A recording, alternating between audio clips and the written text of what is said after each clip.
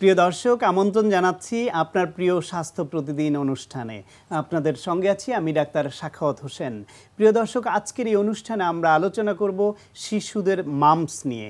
এ বিষয়ে কথা বলবার জন্য আমাদের সঙ্গে স্টুডিওতে উপস্থিত আছেন একজন খ্যাতনামা শিশুরোগ বিশেষজ্ঞ। চলুন দর্শক, আমরা পরিচিত হয়ে নেই আমাদের আজকের অতিথির সঙ্গে। ডাক্তার মোহাম্মদ রিয়াজ মোবারক 1962 সালের ডিসেম্বরে ঢাকা জেলায় জন্মগ্রহণ করেন। তিনি 1985 সালে স্যার সলিমুল্লাহ মেডিকেল কলেজ থেকে MBBS ডিগ্রি অর্জন করেন। এরপর তিনি চিকিৎসা বিজ্ঞানে উচ্চতর MS ও DCH ডিগ্রি লাভ করেন। বর্তমানে তিনি ঢাকা শিশু হাসপাতালের HDU অ্যান্ড আইসোলেশন বিভাগের সহযোগী অধ্যাপক হিসেবে কর্মরত আছেন। স্যার, আপনাকে আমন্ত্রণ জানাচ্ছি আমাদের অনুষ্ঠানে। অনেক ধন্যবাদ তোমাকে। স্যার, মাম্পস রোগটা কি আসলে, এবং এটা মানে কোথায় দেখা যায়, কি হয়? এটা আসলে একটা ভাইরাস জনিত রোগ। এটাকে বলে যে ভাইরাসটার নাম হলো প্যারামিক্সো ভাইরাস বা মাম্পস ভাইরাস, তুমি বলতে পারো সহজভাবে। এটা সাধারণত এই কানের নিচে এটা দেখাতে একটা সোয়েলিং এর মতো হয়, ফুলে যায়। হ্যাঁ, প্যারোটিড গ্ল্যান্ড নামে আমাদের গ্ল্যান্ড থাকে এখানে একটা।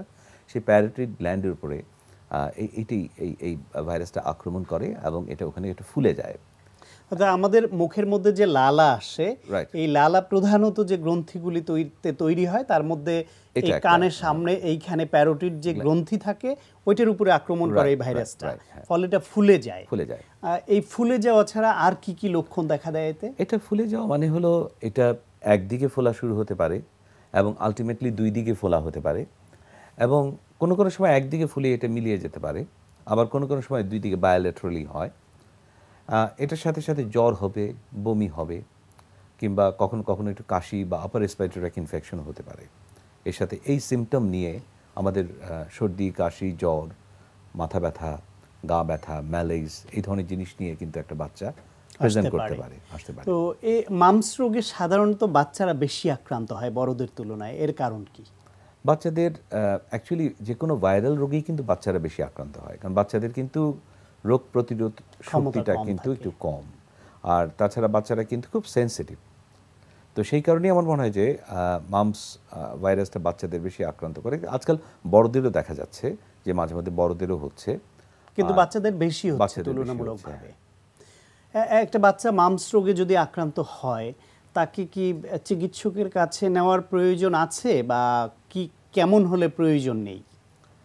আসলে চিকিৎসকের কাছে নেয়ার কোনো কোনো ক্ষেত্রে একেবারেই প্রয়োজন নেই, কিন্তু আমরা মায়েরা বাবারা যখন কনসার্ন হয়ে যাই তখন কিন্তু আমাদের সেই ওই অল্প ক্ষেত্রেই অল্প একটু সোয়েলিং কিংবা অল্প একটু গা ব্যথা, মাথা ব্যথা, শরীর ব্যথা, জ্বর কিংবা বমির জন্য কিন্তু চিকিৎসকের কাছে আমরা মাম্পসের রোগীকে নিয়ে যাই, বাচ্চাদেরকে নিয়ে যাই। কোনো কোনো ক্ষেত্রে যে কোনো একটা এদিক সেদিক হলেই কিন্তু বাচ্চাদেরকে আমরা বাচ্চাদের চিকিৎসকের কাছে নিয়ে যাই, এবং তাদের কাউন্সেলিংটা খুব বেশি প্রয়োজন।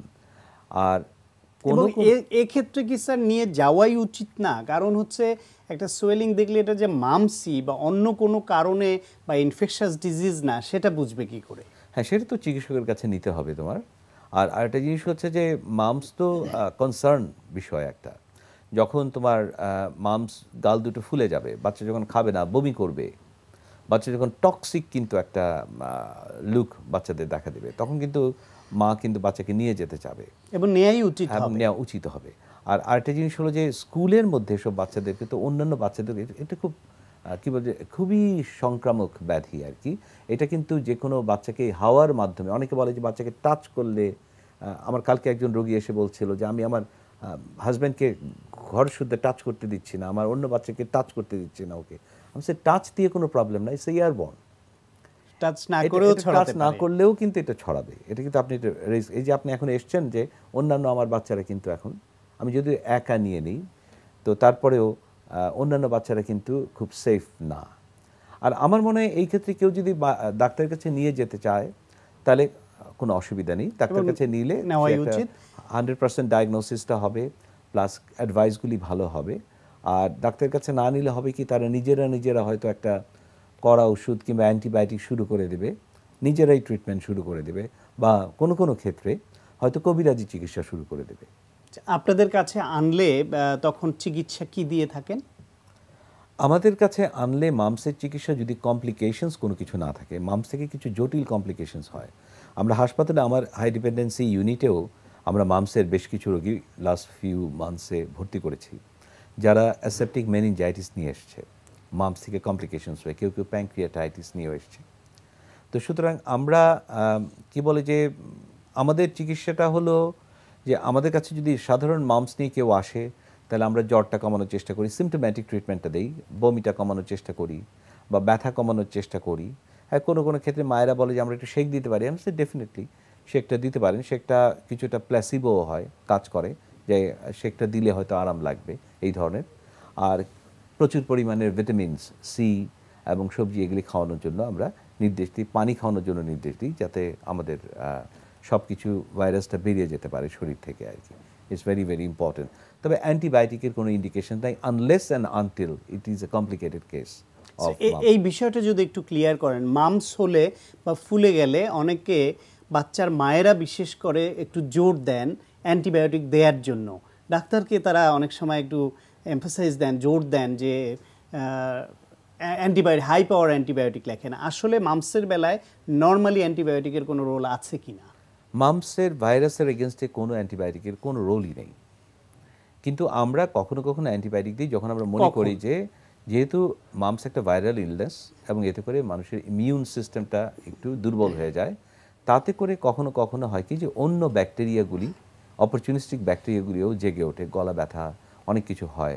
এবং সেই ক্ষেত্রে আমাদের আইডেন্টিফাই করতে হবে যে ডেফিনেটলি ওর ধরেন মামস হওয়ার পরেও দেখা গেছে অনেক দিন যাবৎ গলা ব্যথাটা ভালো হচ্ছে না, মামস হওয়ার পরে দেখা যাচ্ছে জ্বরটা কমছে না, তখন আমরা অ্যান্টিবায়োটিকের কথা অবশ্যই চিন্তা করবো, ভাববো যে এর সাথে সাথে একটা কোমরবিডিটি আছে, এর সাথে সাথে একটা ব্যাকটেরিয়াল ইনফেকশন আছে, এবং সেই ক্ষেত্রে আমরা ডিসাইড করবো যে অবশ্যই একটা অ্যান্টিবায়োটিক দেব।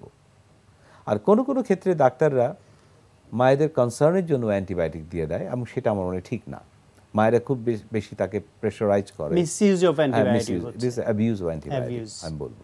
একটা শিশু যদি মামস রোগে আক্রান্ত হয়, তার কি আইসোলেশনের দরকার আছে? ওই বাচ্চাটাকে অন্য বাচ্চাদের সঙ্গে মিশতে না দেওয়া বা স্কুলে না পাঠানো বা অন্যদের সঙ্গে খেলতে না যাওয়া, এরকম কোনো নিয়মকানুন মানা উচিত কিনা? This is very important.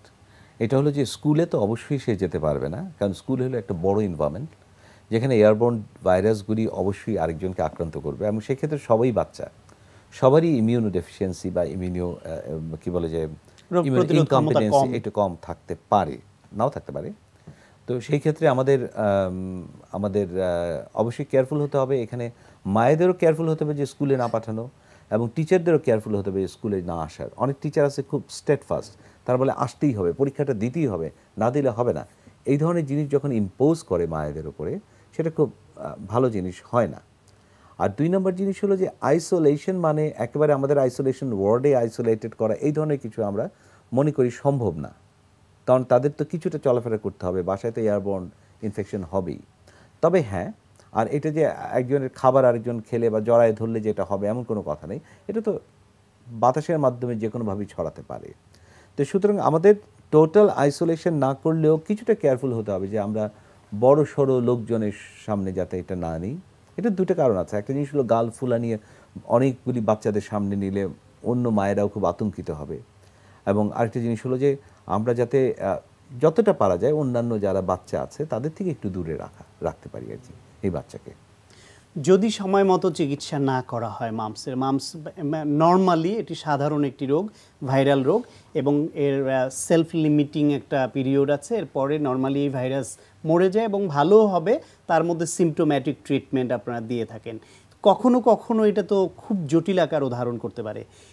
যদি সময় মতো এই চিকিৎসাটা ঠিকভাবে না হয়, তাহলে কি কি জটিলতা দেখা দিতে পারে? চিকিৎসা মানে ম্যানেজমেন্টটা যদি ঠিক মতো না হয়, ম্যানেজমেন্ট মানে আমরা যে শুধু ড্রাগস দিতে হবে এমন কোনো কথা নাই, যে অন্যান্য পুষ্টি তারপরে অন্যান্য জিনিসগুলি যদি আমরা ঠিক মতো মেনটেন না করি, বাচ্চাকে যাতে শক্তিশালী করে না রাখি, তাহলে অবশ্যই এটা কমপ্লিকেশনসের দিকে যেতে পারে।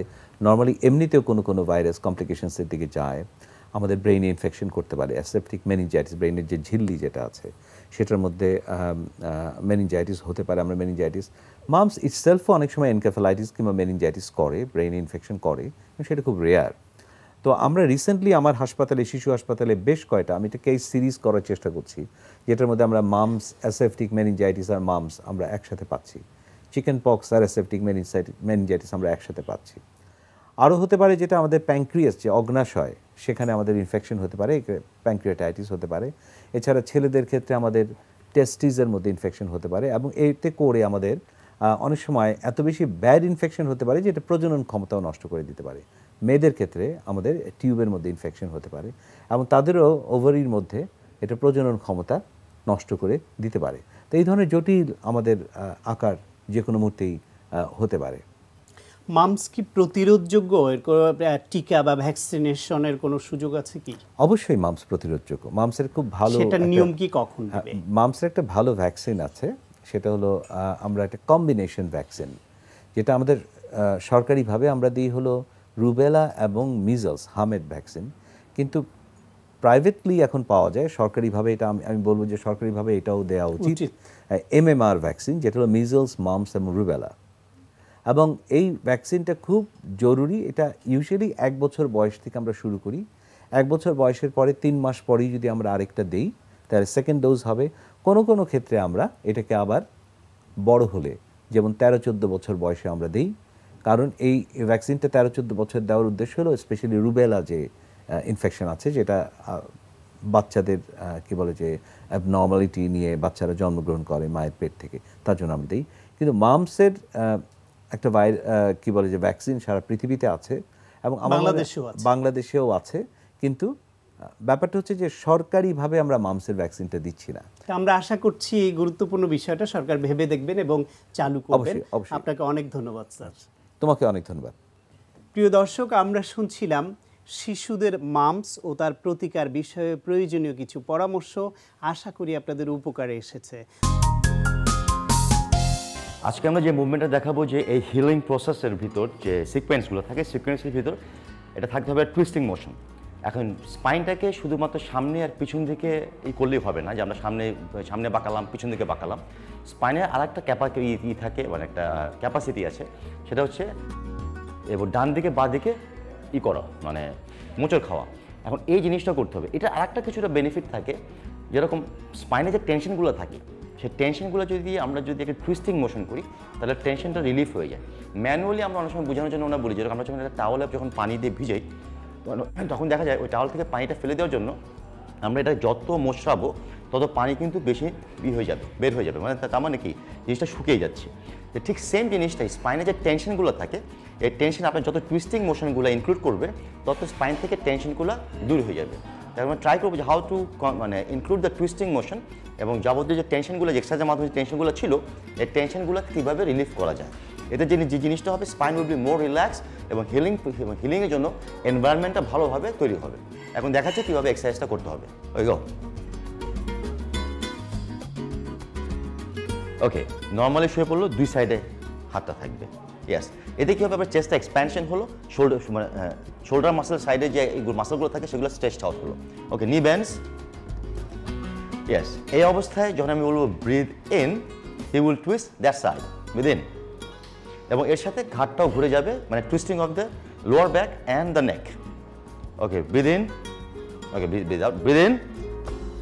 Yes, breathe out. Breathe in. Breathe out. Breathe in. Breathe out. Okay, এখন এটা 5-6 বার করার পরে যে জিনিসটা ইনক্লুড করবো, সেটা হচ্ছে একটু খেয়াল করে দেখুন। ওকে, ব্রিথ ইন। ওকে, এখন লেগসটাকে স্ট্রেচড আউট, একটা পা পুরা স্ট্রেচড আউট হবে। এই অবস্থায় যখন আমি বলবো ব্রিথ ইন, মাটিতে পড়বে। Breathe out. Breathe in. Breathe out. Breathe in. Breathe out.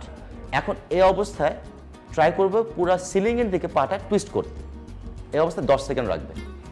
রাখার পরে okay, relax. Okay, this is the main sequence. Okay, this side twist. Okay, legs stretched out. Yes. Breathe in. Breathe out. Breathe in. Breathe out. Breathe in. Breathe out. Twist. Try করবেন যে পুরো টোটা সিলিংয়ের দিকে থাকে, যতটুকু flexibility আপনাকে accept করবে। এতে আপনার অ্যাবডাক্টার্স মাসলটাকে আপনার ইনভলভ করবো বেশিভাবে। Okay, relax, okay, up. So this the twisting motion. আমরা এই টুইস্টিং মোশনটাকে একটা মডিফাইড করেছি যাতে আপনার লোয়ার ব্যাকে কোনো ইনজুরি না হয়, শুয়ে অবস্থায় করেছি যাতে আপনার স্পাইনে কোনো ইনজুরি না হয়। অনেক সময় টুইস্টিং করতে গেলে অনেক সময় প্রোল্যাপস হয়ে যেতে পারে, যাতে কোনো প্রোল্যাপসের কোনো চান্স না থাকে, অথবা যাদের আগে প্রোল্যাপস ছিল তাদের যাতে এক্সট্রা এটার সাথে অ্যাডভান্স না হয় এবং হিলিং প্রসেস ত্বরান্বিত হয়। এই জন্য আমরা এই পজিশনে আমরা করাচ্ছি। এই মুভমেন্টটা খুবই সেফ এবং খুব রিল্যাক্সিং। এটা আমরা বলেছি যে কোনো টুইস্টিং মোশন যদি আপনি প্রপারলি করেন, প্রেশার না দিয়ে, তাহলে যে জিনিসটা হয়েছে স্পাইনের যে টেনশনগুলো থাকে সেগুলো দূর হয়ে যায়। প্লাস স্পাইনের যে এক্সারসাইজগুলো লোয়ার ব্যাক এক্সারসাইজ করার কারণে আমাদের কিন্তু জাস্ট এক্সারসাইজের কারণে কিন্তু কিছুটা টেনশন ওখানে অ্যাকুমুলেট করে। এই টেনশনটা অ্যাকুমুলেট যে করেছিল, এই টেনশনটা রিলিভ করার জন্য এই মুভমেন্টটা আমরা করবো, কারণ গ্র্যাজুয়ালি আমরা এক্সারসাইজের শেষের দিকে করে আসছি। এই জন্য আমরা করছি, চেষ্টা করছি লাস্টের দিকে যাতে সবগুলো টেনশন যাতে রিলিজ হয়ে যায় এবং পরবর্তীতে এক্সারসাইজের পরে যাতে যাতে অন্য সময়টা যে 24 ঘন্টা যে আপনি অন্য কাজে থাকবেন, সেই সময়টা যাতে হিলিংয়ের জন্য পরিবেশটা থাকে আপনার স্পাইনের ভিতর। প্রিয় দর্শক, আপনার শিশুটি হঠাৎ যদি বমি করে এবং খুব বেশি মাত্রায় বমি হয়ে যায়, চিকিৎসকের কাছে নেওয়ার আগে তাৎক্ষণিকভাবে করণীয় কি? চলুন সে বিষয়ে শুনি আজকের প্রাইমারি কেয়ার। বাচ্চার বমি এবং এই বাচ্চার বমি নিয়ে আমাদের মা বাবাদের দুশ্চিন্তার কোনো অভাব সাধারণত দেখা যায় না। এবং মা বাবারা যদি তাদের বাচ্চাদেরকে নিয়ে আসে, তাদের প্রধান কমপ্লেনই থাকে, তাদের প্রধান অভিযোগই থাকে যে তাদের বাচ্চা যে কোনো কিছু খেলেই পেটে রাখে না, বমি করে দেয়। তবে এক্ষেত্রে ভয় পাওয়ার কোনো কারণ নাই এবং এক্ষেত্রে অভয় দেওয়ার ব্যাপারে আমি যে কথা বলবো সেটা হচ্ছে, বাচ্চাদের যখন তারা বড় হতে থাকে তখন তাদের ডাইজেস্টিভ সিস্টেম ডেভেলপ হতে থাকে এবং সেক্ষেত্রে তখন তারা সব খাবার ডাইজেস্ট করতে পারে না, অ্যাবজর্ব করতে পারে না, যার জন্য তারা খাবার বমি করে ফেলে। এবং এটাতে ভয় পাওয়ার কোনো কারণ নাই। আপনারা একটা কাজই করবেন, কোনো ওষুধ বা ডাক্তারের প্রেসক্রিপশন ছাড়া কোনো ওষুধ আপনারা বাচ্চাকে দিবেন না। সেক্ষেত্রে আপনারা যে কাজটা করতে পারেন, সেক্ষেত্রে আপনারা বাজার থেকে নর্মাল ওআরএসের যে নর্মাল স্যালাইনটা কিনতে পাওয়া যায়, সেটাই আপনারা প্রতিবার বমির পর খাওয়ানোর চেষ্টা করবেন।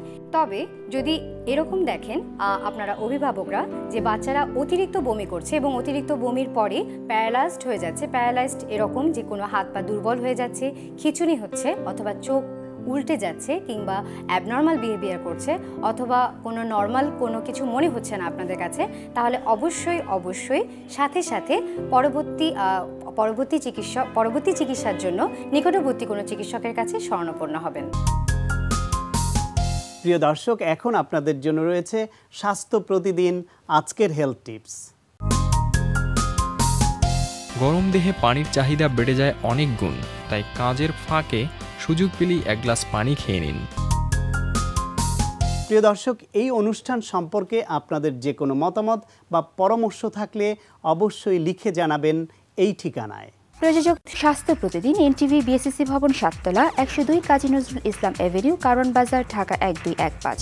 ফ্যাক্স 91433386 থেকে 7 পর্যন্ত, অথবা ইমেল করুন স্বাস্থ্যপ্রতিদিন@ntvpd.com এই ঠিকানায়। প্রিয় দর্শক, স্বাস্থ্য প্রতিদিনের আগামী পর্বে আপনাদের জন্য যা রয়েছে, লিভার ক্যান্সার আমরা সাধারণভাবে যেটাকে লিভারের টিউমার বলে থাকি, যদিও টিউমার আর ক্যান্সার এক নয়, কারণ টিউমারের মধ্যে কোনোটা ক্যান্সার যেটা ম্যালিগন্যান্ট আর কি, ইংরেজিতে আমরা ম্যালিগন্যান্ট বলি, এবং বাকিগুলো কোনোটা আছে যে ক্যান্সার না আর কি, কিন্তু লিভার টিউমার।